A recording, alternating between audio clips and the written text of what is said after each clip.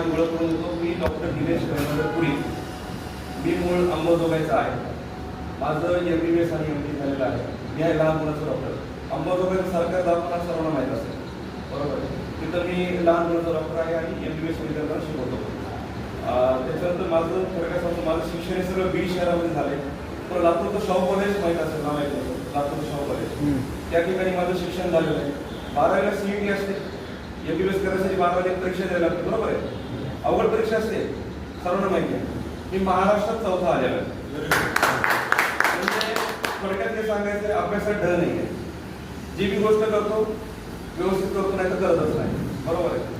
त्याच्यानंतर माझं MBBS झालं पुण्याच्या ससून हॉस्पिटलला. पुण्याच्या ससून हॉस्पिटल नाव ऐकलं असेल बऱ्यापैकी लोकांनी, सगळ्यात मोठं आहे. तिथं माझं MBBS झालं. पुन्हा मी 12 नाही केलं. आणि पण मूळ आपण अंबाजोगाईचे असल्यामुळे माझं ट्रान्सफर मी सरकारी नोकरी करतो, 1 वर्ष झालं. त्याच्यानंतर या क्षेत्राबद्दल